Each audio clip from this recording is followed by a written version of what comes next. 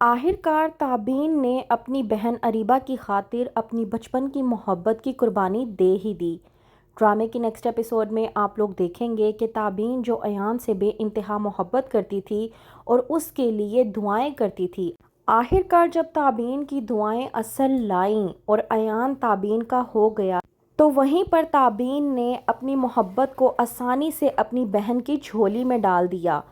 اریبہ جس نے سب کو یہ دکھانے کی کوشش کی کہ اس نے ایان کی خاطر اپنی جان تک لینے کی کوشش کی ہے، اسی بات کو لے کر تابین اریبہ کو لے کر بہت زیادہ پریشان ہو جاتی ہے اور اس سے لگتا ہے کہ واقعی ہی میں اریبہ سدھر چکی ہے اور ایان سے بے انتہا محبت کرنے لگی ہے، کہیں ایسا نہ ہو کہ وہ میری وجہ سے اپنی جان قربان کر دے۔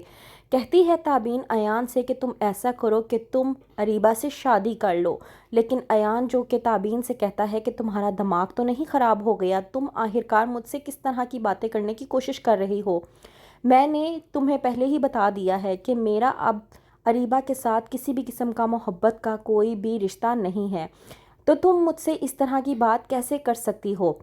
اور ویسے بھی اریبہ نے یہ سب کچھ پری پلان کے طور پر کیا ہے، تم اس کے جال میں کس طرح سے آ سکتی ہو؟ وہیں پر تابین کہتی ہے ایان سے کہ اگر ایسی بات ہے تو پھر اریبہ نیم بے ہوشی کی حالت میں تمہارا نام کیوں پکار رہی تھی؟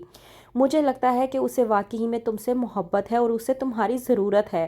میں چاہتی ہوں کہ تم اریبہ کو سمجھو اور اپنی زندگی میں اسے دوبارہ جگہ دو۔ جب لے کر آتے ہیں اریبہ کو ہاسپٹل سے واپس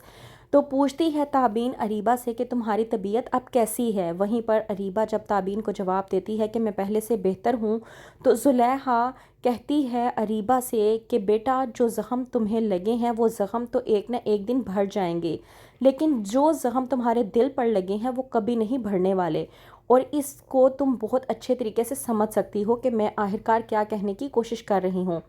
زبیدہ زلیخا کی یہ بات سننے کے بعد تھوڑا سا حیران ہو جاتی ہے کہ وہ آخرکار کہنا کیا چاہ رہی ہے۔